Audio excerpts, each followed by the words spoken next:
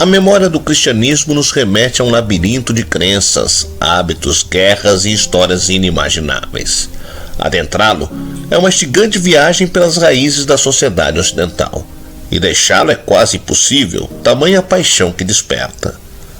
Pelas trilhas dessa história pode-se contar ataques de reis aos papas, cruzada contra os próprios cristãos, nascimento de seitas hereges e destruição de antigas crenças.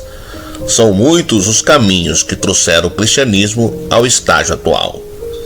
Hoje, há 2 bilhões de cristãos no mundo, com seguidores em todos os cantos do planeta. Mas nem sempre foi assim. Jesus, o personagem-chave para a história cristã, foi morto pelos romanos. Seus apóstolos, discípulos e fiéis foram perseguidos, cujas mortes muitas vezes serviram de entretenimento para a população de Roma. Eu sou o Sidney Góes e você está no Placebo. Vem comigo, que no caminho eu te explico.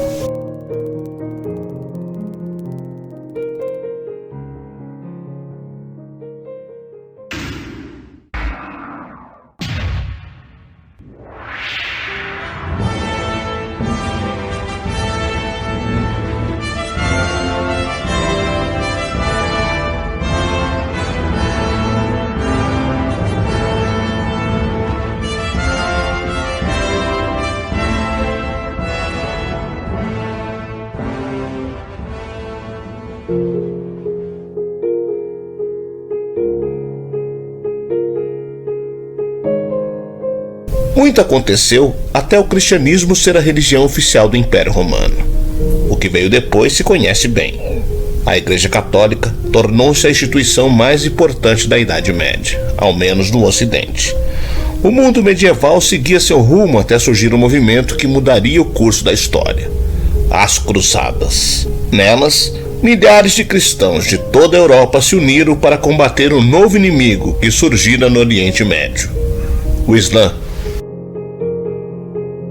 Estabelecido no século VII por Maomé, profeta árabe que teria recebido do anjo Gabriel uma série de revelações reunidas no Alcorão, o islamismo teve um grande crescimento em direção ao norte da África e Península Ibérica e nos territórios mais ao leste, em direção à Índia, onde hoje é o Paquistão.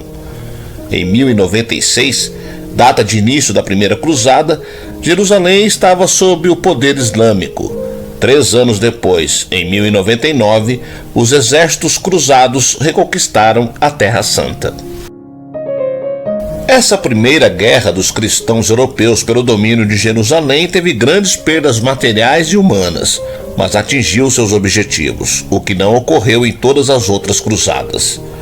Os cruzados geralmente lutavam contra um inimigo de outra fé, aquele que não acreditava em Jesus Cristo. No entanto, no sul da França, numa região autônoma chamada Languedoc, havia uma seita cristã, cujos integrantes eram conhecidos como cátaros. Eles professavam um tipo próprio de religião, embora se denominassem cristãos. A religião de poder crescente incomodou o Papa Inocêncio III, que a considerava herege. Ele então instituiu em 1209 uma luta armada contra o povo cátaro. Tinha início a Cruzada Albigense, uma luta de cristãos contra cristãos. Nos primeiros séculos após a morte de Jesus, surgiram muitas comunidades cristãs. Uma delas foi formada por Mani, persa nascido por volta de 227 na Mesopotâmia, hoje Iraque.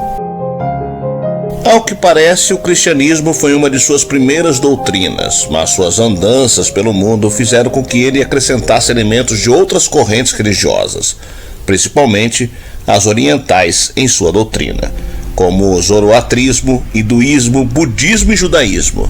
Os seguidores de Mani, os maniqueístas, pregavam a divisão do mundo entre 2 opostos, o bem e o mal. No final de sua vida, Mani foi perseguido por sacerdotes persas que não aceitavam a fé cristã e então foi crucificado em nome de sua religião. Mesmo assim, sua doutrina se difundiu pelo Império Romano e no século V, uma comunidade com fortes traços maniqueístas, os paulicianos, surgiu na região da Armênia. Durante os séculos em que permaneceram nessa região, Os paulicianos se fortaleceram a ponto de incomodar o forte Império Bizantino, como também era chamada a extensão oriental do Império Romano. Houve uma grande perseguição, que culminou na migração desse povo para a região dos Balcãs e na morte de 100 mil seguidores. Um padre chamado Bogomilo, juntamente com os paulicianos, fundou o que passou a ser chamado de bogomilismo. Para eles, o Deus que criou o mundo espiritual era diferente do Deus que criou a matéria. A igualdade social e o afastamento dos pobres da dominação clerical e da nobreza eram algumas das ideias que pregavam, uma seita herege em plena Europa cristã. Muitos cruzados que passaram pela região dos Balcãs para chegar ou sair de Jerusalém, ao retornar à sua terra natal, principalmente na França, trouxeram consigo as ideias dualistas dos bogomilos. Mas a perseguição contra eles foi extremamente forte, o que resultou na sua dissolução. Partes importantes de suas doutrinas, no entanto, foram assimiladas pelos cátaros do Languedoc, ou a Provença Francesa, a região mais educada, culta e hedonista da Europa. Os cátaros se proclamavam cristãos, mas seguiam uma doutrina com características próprias. Pregavam principalmente a simplicidade e a pureza. Acreditavam na Bíblia, mas basicamente no Novo Testamento, embora não acreditasse que Jesus fosse o Filho de Deus, seria apenas um profeta importante. Assim como os discípulos de Mani e os bogomilos, acreditavam em dois deuses, um bom que criara o mundo espiritual e o outro mau, criador da matéria. Seus sacerdotes, que podiam ser homens ou mulheres, eram conhecidos como perfeitos.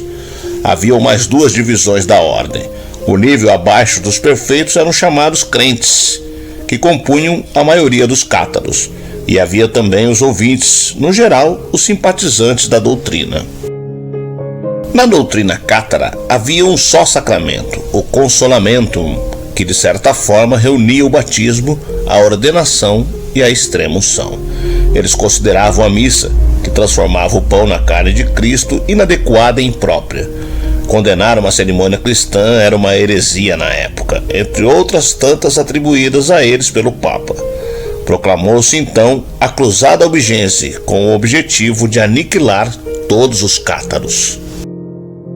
O nome da cruzada deriva da primeira cidade a ser atacada, Albi, onde se concentrava grande parte da população cátara, que por isso também era conhecida como albigense. O líder militar do movimento foi Simão de Montfort, o nobre da região de Toulouse, na França, que liderava um exército de 10 mil homens. As ordens monásticas de cavalaria, como as dos Templários e as dos Hospitalários, instituições que nasceram no Reino de Jerusalém após a Primeira Cruzada, tinham consideráveis propriedades na Provença Francesa. O objetivo inicial de estarem ali era oferecer abrigo e proteção aos peregrinos que seguiam para a Cidade Santa. No entanto, elas se tornaram essenciais nessas cruzadas. Sem as ordens, grande parte das guerras dos cristãos na disputa por Jerusalém seria inviável. Em alguns territórios europeus, como na Provença, elas conviviam em paz com muçulmanos e os cátaros. No início da cruzada albigense e no decorrer das batalhas, os cátaros receberam abrigo nas propriedades dessas ordens, principalmente nas dos templários, que devido à independência do clero, eles respondiam diretamente ao Papa. Podiam receber até mesmo excomungados. Ainda assim, não podiam ser contrários ao papado e à Igreja Católica, então seu maior papel foi ficarem neutros.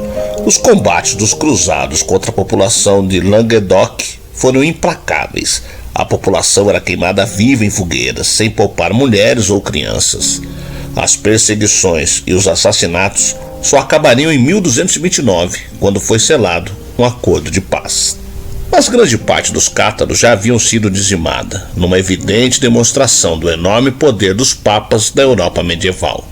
Um dos resultados da perseguição foi a criação da Santa Inquisição, idealizada pelo Papa Gregório IX, sucessor de Inocêncio III, que assumiu em 1227. A última ação militar contra os cátaros ocorreu em 1243, na qual o exército da Santa Inquisição lhes dava a opção de negar sua fé. Caso não aceitassem, eram queimados da fogueira, considerada pela Igreja a única maneira de salvar as suas almas. Em 1321, quase 100 anos depois do início da Cruzada Albigense, o último sacerdote cátaro que se tem notícia, Guilaume Beribaste, foi morto na Espanha, onde havia se escondido. Acabava de uma vez por todas, assim, a história dos cristãos puros e humildes.